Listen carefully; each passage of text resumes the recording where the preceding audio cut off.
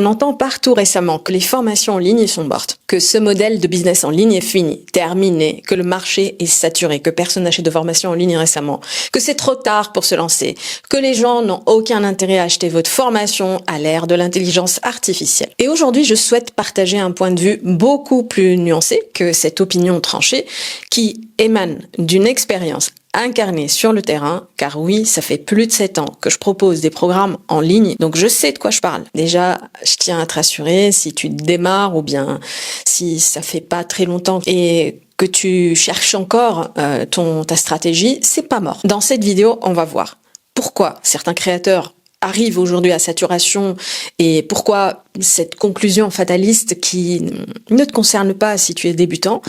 Ensuite, on verra pourquoi le marché a changé, parce que oui, il a changé, et quelles sont les nouvelles conditions pour réussir aujourd'hui dans le business des formations en ligne. Alors, premier point, surtout pour te rassurer et éviter de tomber dans le fatalisme.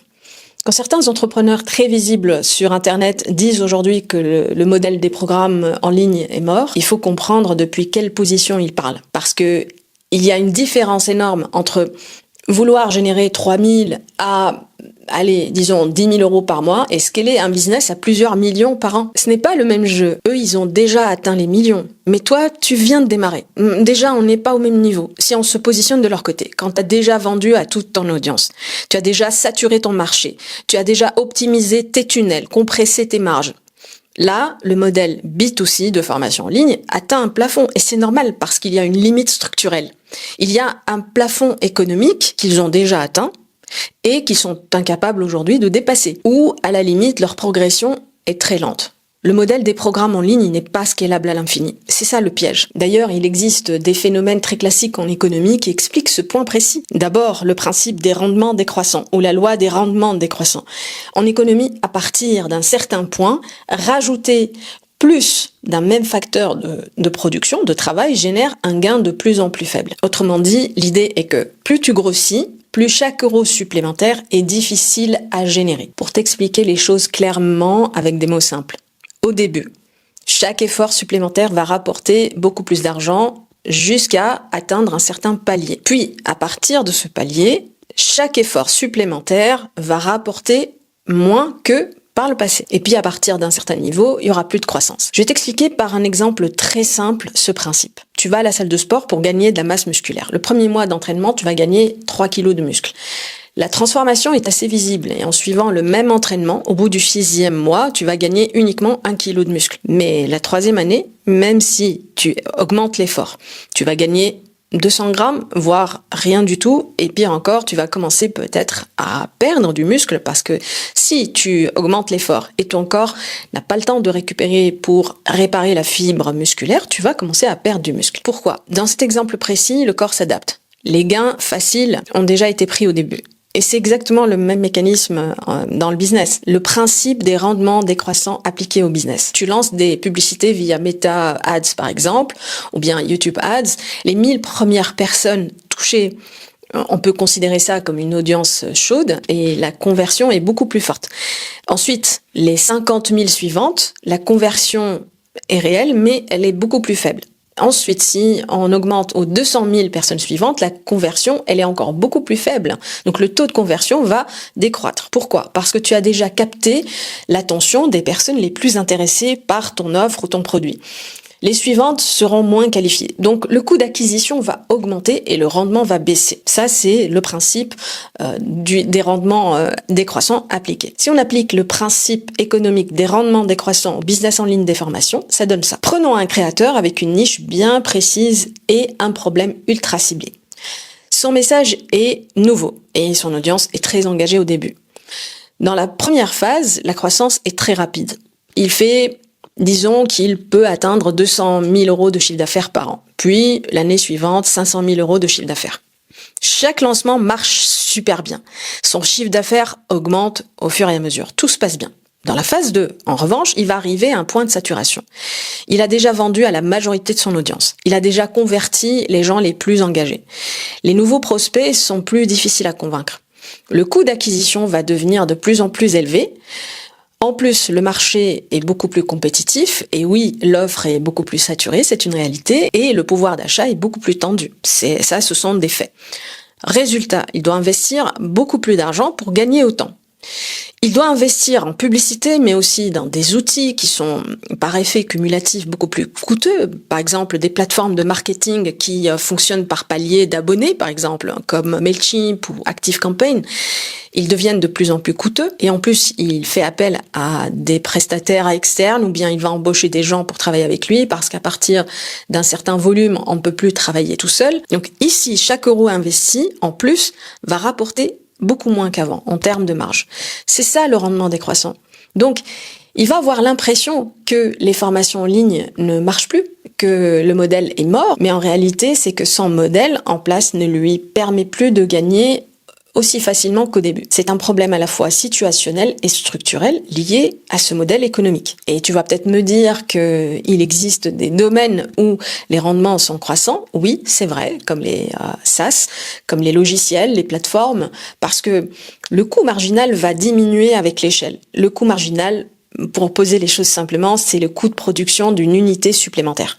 Dans les rendements décroissants, le coût marginal va augmenter. Dans les rendements croissants, le coût marginal va diminuer au fur et à mesure. Bon, revenons à notre sujet. Le discours répandu en ce moment, le business en ligne des formations est mort, ne te concerne pas si tu es encore débutant. Donc je tiens à te rassurer. Ou tu n'as pas encore scalé ton modèle. Parce qu'un débutant qui démarre n'a pas encore saturé son audience. Il a encore, mais vraiment une grande possibilité d'évolution. Il n'a pas encore exploité son positionnement. Et surtout, il n'a pas encore optimisé son offre. Il est encore en phase de gain rapide possible. Il n'est pas en zone de saturation. Donc, il n'est pas en train de vivre le même problème que quelqu'un qui a déjà saturé son offre, qui a déjà scalé son modèle au maximum et qui a déjà fait son premier million, voire son deuxième million.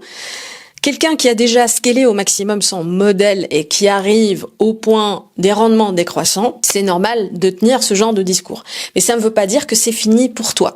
Ça veut dire que pour les grands créateurs, pour continuer à croître, il faut changer de stratégie et je comprends parfaitement. Ce qu'ils disent est tout à fait pertinent et légitime, mais pour leur catégorie, pas pour tout le monde. Mais ça ne veut pas dire que c'est mort pour toi. C'est pour ça qu'aujourd'hui, les gros acteurs qui ont déjà saturé leur offre vont se diriger de plus en plus vers des offres B2B. Ils vont diversifier leur offre, ils commencent à développer à leur tour leur logiciel, leur plateforme, leur SaaS et ils montent en gamme progressivement parce que c'est normal arriver à ce niveau-là, ils ont besoin d'un nouveau terrain de croissance. Mais toi, si tu démarres et tu vises tes premiers 5 000 voire 8 000 euros par mois, tu n'es pas en train de jouer le même jeu.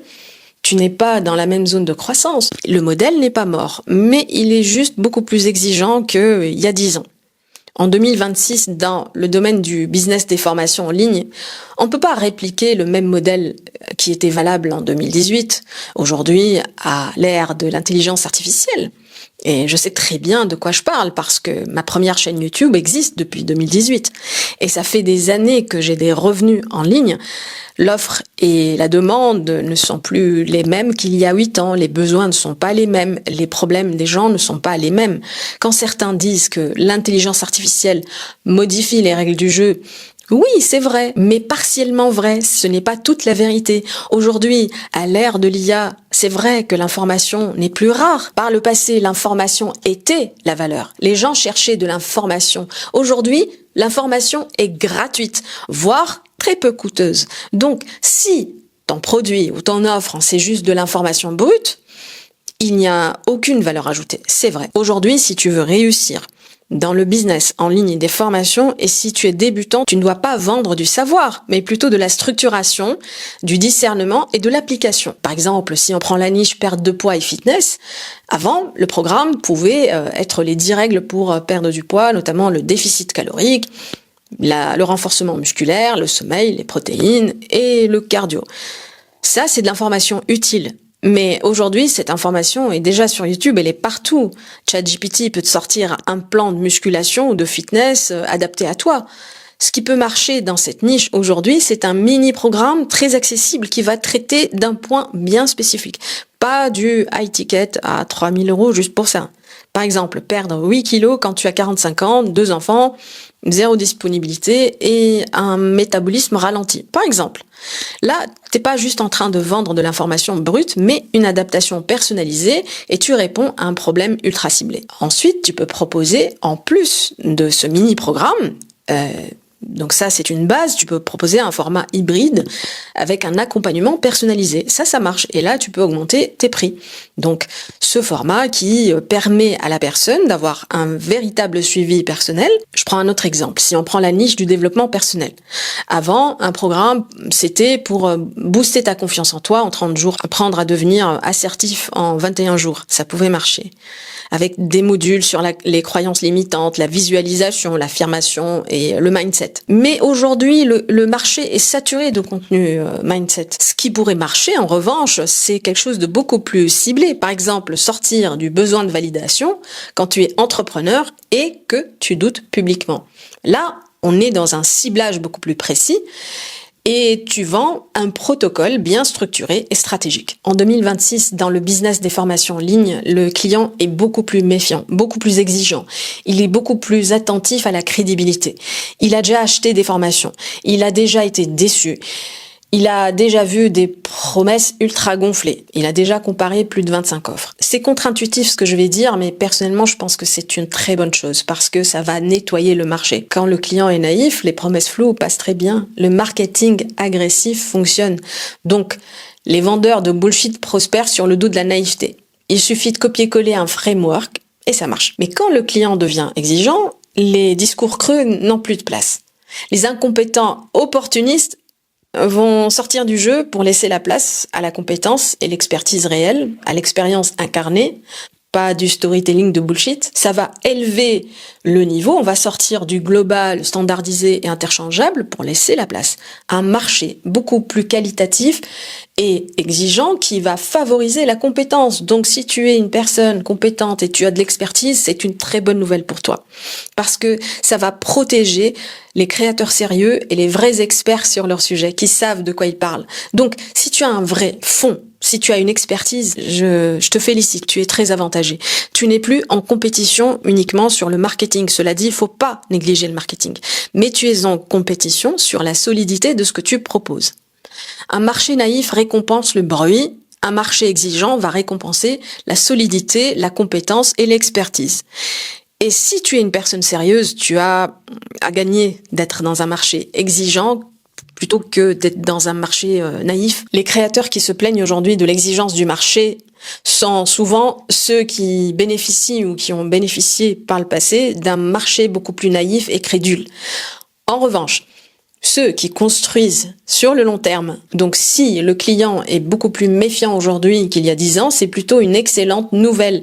Si tu veux réussir dans le business des formations en ligne, je vais te dire exactement ce que tu devrais faire et surtout éviter aujourd'hui en 2026 à l'ère de l'intelligence artificielle. Le problème aujourd'hui, ce n'est plus le manque d'informations, mais c'est l'inverse, c'est l'excès d'informations. Alors, ton programme ou ton accompagnement ne doit pas être plus de contenu, plus d'informations, il doit être beaucoup plus ciblé, moins d'informations, mais beaucoup plus efficace. Et ça change complètement la conception d'une offre. Le vrai problème du client en 2026, il ne manque pas d'informations, il manque de clarté, il est plutôt saturé d'informations et il ne sait pas quoi en faire. Son problème n'est plus d'ordre cognitif, il a déjà 25 stratégies, 30 avis contradictoires. Il sait pas par quoi commencer, ni quoi ignorer. Il a déjà discuté avec 3 outils d'intelligence artificielle et ça fait 2 ans qu'il le fait. Donc, le problème aujourd'hui est un problème décisionnel.